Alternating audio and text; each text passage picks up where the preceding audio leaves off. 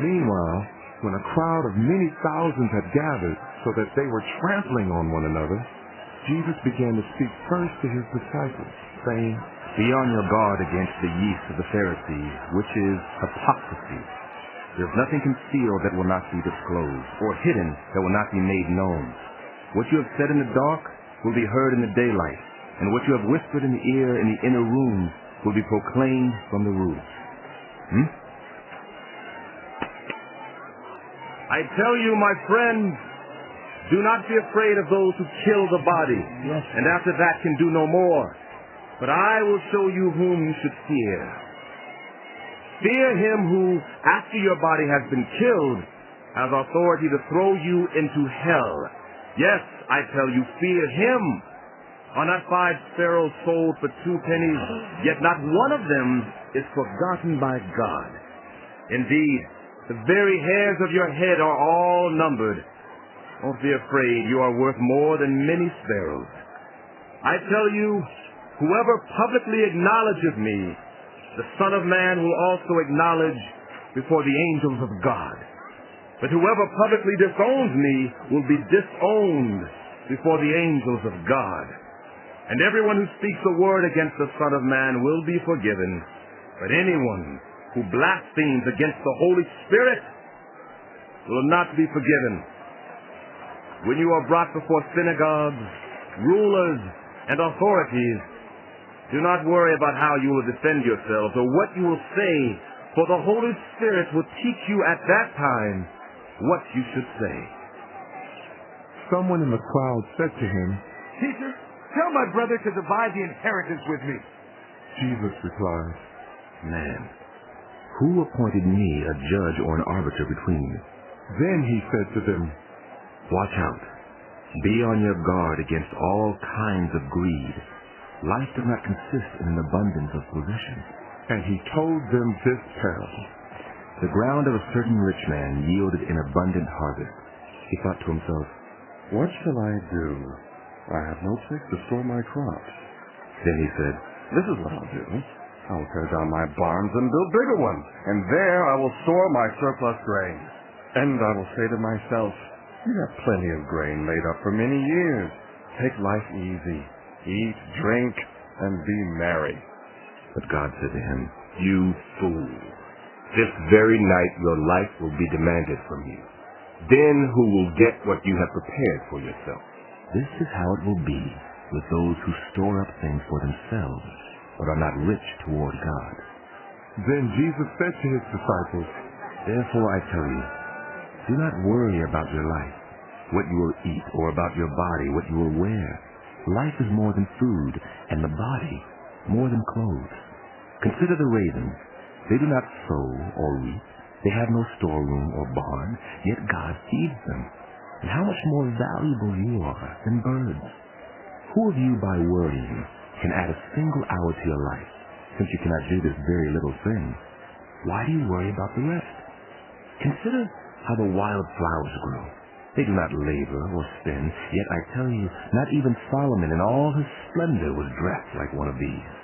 If that is how God clothes the grass of the field, which is here today and tomorrow is thrown into the fire, how much more will he clothe you, you of little faith? And do not set your heart on what you will eat or drink. Do not worry about it, for the pagan world runs after all such things, and your Father knows that you need them.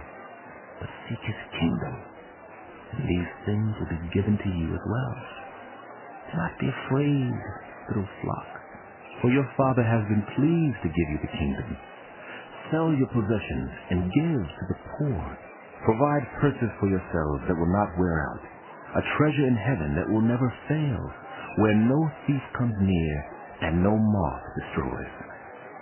For where your treasure is, there your heart will be also. Be dressed, ready for service, and keep your lamps burning like servants waiting for their master's return from a wedding banquet, so that when he comes and knocks, they can immediately open the door for him. It will be good for those servants whose master finds them watching when he comes. Truly, I tell you, he will dress himself to serve, will have them recline at the table, and will come and wait on them. It will be good for those servants whose master finds them ready, even if he comes in the middle of the night or toward daybreak. But understand this, if the owner of the house had known at what hour the thief was coming, he would not have let his house be broken into. You also must be ready, because the Son of Man will come at an hour when you do not expect it. Peter asked, Lord, are you telling this parable to us or to everyone? Who, then, is the faithful and wise manager, whom the master puts in charge of his servants to give them their food allowance at the proper time? It will be good for that servant whom the master finds doing so when he returns. Truly, I tell you, he will put him in charge of all his possessions. But suppose the servant says to himself, My master is taking a long time in coming. and he then begins to beat the other servants, both men and women, and to eat and drink and get drunk. The master of that servant will come on a day when he does not expect him, and at an hour he is not aware of. He will cut him to pieces and assign him a place with the unbelievers. The servant who knows the master's will and does not get ready or does not do what the master wants will be beaten with many blows. But the one who does not know and does things deserving punishment will be beaten with few blows. From everyone who has been given much, much will be demanded. And from the one who has been entrusted with much, much more will be asked. I have come to bring fire on the earth, and how I wish it were already kindled. But I have a baptism to undergo, and what constraint I am under until it is completed. Do you think I came to bring peace on earth? No, I tell you, but division.